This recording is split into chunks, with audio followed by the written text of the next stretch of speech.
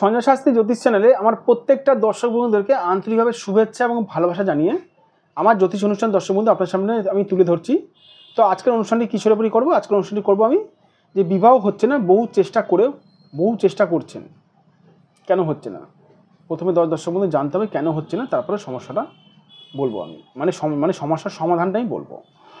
তো যারা এই মুহূর্তে আমার এই চ্যানেলের ভিডিওটি দেখছেন তাদেরকে আমি অনুরোধ করব, তারা আমার জ্যোতিষ সংক্রান্ত ভিডিও দেখার জন্য আরও বেশি করে যেন জ্যোতিষ সংক্রান্ত ভিডিও তাদের কাছে যেন পৌঁছায়, এই জন্য আমার এই চ্যানেলটি দর্শক বন্ধু সাবস্ক্রাইব অবশ্যই করবেন, প্লাস দর্শক বন্ধু শেয়ার অবশ্যই করবেন। সাবস্ক্রাইব করলে কিন্তু আপনারা কিন্তু অতি সহজে কিন্তু জ্যোতিষ সংক্রান্ত অনেক রকমের তথ্য ভিডিও কিন্তু আপনাদের কাছে কিন্তু পৌঁছাবে, প্লাস শেয়ার করবেন দর্শক বন্ধু।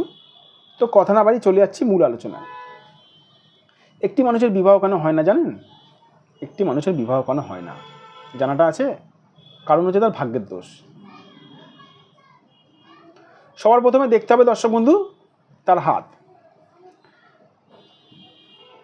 কারুর হাতে এইখানে, কারুর হাতে বিবাহ রেখার, কারুর হাতে ধরুন এই বিবাহ রেখা এরকম বিবাহ রেখা, এই বিবাহ রেখার সঙ্গে কোনো রকমভাবে এই শনি বাবার যদি যোগ থাকে, শনি থেকে কোনো হালকা করে রেখা এরকম কেটে চলে গেছে, আর শনিটা খারাপ রয়েছে, পীড়িত রয়েছে, খারাপ রয়েছে, সেই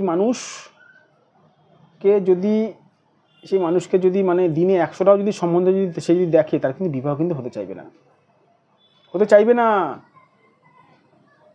আর একটু বলে রাখি, শনি ছাড়াও আরেকজন গুরুদেব আছে, সে কিন্তু বিরাট মাত্রায় কিন্তু উপদ্রব করে, সেটা হচ্ছে রাহু। শনি সঙ্গে ধরুন কানেকশন হয়নি বিবাহ রেখা, কিন্তু রাহুর সঙ্গে কানেকশন হয়েছে, রাহু থেকে কোনো রেখা হাতে বিবাহ রেখাকে ধরে রেখেছে, আর রাহুর প্রচণ্ড পরিমাণে পীড়িত আছে, খারাপ আছে আপনার হাতে। তাহলে ধরে নিন, লিখে নিন, আপনার বিবাহ হতে চাইবে না সহজে, যতক্ষণ এই সমস্যার সমাধান করছেন। ছোট্ট করে উদাহরণ দিয়ে রাখি দর্শক বন্ধু, বহু মানুষ প্রশ্ন করে থাকে, স্যার গ্রহের প্রতিকার কেন করব? আমি ছোট্ট করে উদাহরণ দিই। আপনার ঘরের মধ্যে ধরুন একটি নোংরা জমে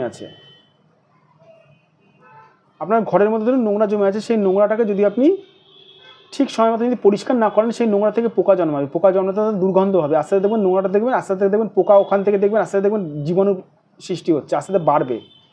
এই জন্য দর্শক বন্ধু নোংরাটাকে তুলে বাইরে ফেলে ওখানে ভালো মতন ফিনাইল দিয়ে পরিষ্কার করতে হবে। সেরকম দর্শক বন্ধু একটা উদাহরণ দিচ্ছি, সেরকম দর্শক বন্ধু যাদের গ্রহগত ডিস্টার্ব থাকে না, যাদের গ্রহগত পীড়িত থাকে, আমি এরকম মানুষ দেখেছি 50 বছর 52 বছর বয়সে আমার কাছে এসেছে দর্শক বন্ধু, বিবাহ হচ্ছে না। দেখুন, আরে বাবা, আপনার যখন 25 বছর বয়স ছিল, যখন 20 বছর বয়স ছিল, তখন থেকে তো বিবাহ চেষ্টা করেছেন? হ্যাঁ স্যার করেছি।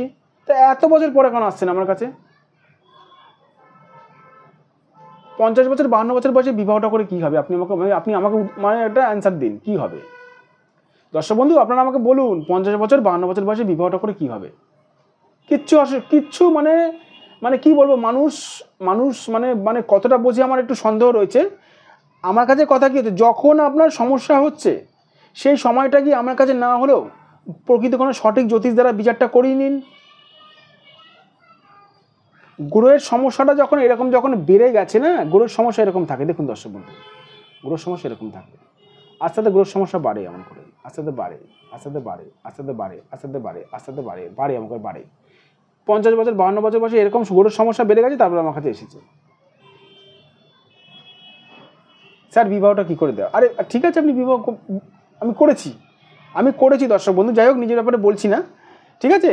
আমার কাছে একটাই কথা হচ্ছে, যাদের সমস্যা চলছে বিবাহতে, সঠিক মাত্রায় সঠিকভাবে বিবাহের কানেকশান আছে কিন্তু বিবাহের সমস্যা চলছে, তারা কিন্তু সঠিক জ্যোতিষ দ্বারা নিজেদের বিচারটা করিয়ে নিন। এই হচ্ছে সমস্যার সমাধান দর্শক বন্ধু। এবার অনেক মানুষ প্রশ্ন করে থাকেন, স্যার আমি হলুদ জলে চান করি। হ্যাঁ, হলুদ জলে চান করুন। হলুদ জলে স্নান করছে, দেখা গেল তার বৃহস্পতি ঠিক আছে, তার শনি খারাপ আছে, শনি তার বিবাহটাকে ধরে রেখেছে। আরে টোটকা করছেন, টিপস করছেন, কিসের করছেন জানি না, এই যে ফলাফল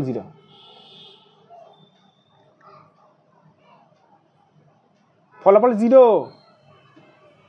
প্রথমে দেখতে হবে না হাতে বিবাহ রেখার, বিবাহ হওয়ার কানেকশানে আছে নাকি, বিবাহ হওয়ার কানেকশানের সঙ্গে কে ধরে রেখেছে। বিবাহের কানেকশান আছে নাকি আর কে ধরে রেখেছে, কোন গ্রহটা ধরে রেখেছে, সেই গ্রহটাকে যদি বেঁধে দেওয়া যায় এমন করে রেমিডির দ্বারা, তাহলে কিন্তু একটি মানুষকে কিন্তু বিবাহ দেওয়া সম্ভব রয়েছে। যাদের মনে হচ্ছে এরকম সমস্যা চলছে, যদি মনে হয় আপনারা দেখুন এইখানে দেখুন আমার WhatsApp number plus phone number যাচ্ছে 9433811696, এই নাম্বারে দর্শক বন্ধু আপনারা আমার সঙ্গে যোগাযোগ করতে পারেন। 9433811696 এই নাম্বারে দর্শক বন্ধু আপনারা আমার সঙ্গে যোগাযোগ করতে পারেন। এটা আমার WhatsApp number plus phone number, এটাও আমার ফোন নাম্বার 7003115041। প্রশ্ন আসছে না মনের মধ্যে যে কীরকম সঠিক জ্যোতিষ পাবেন কী করে?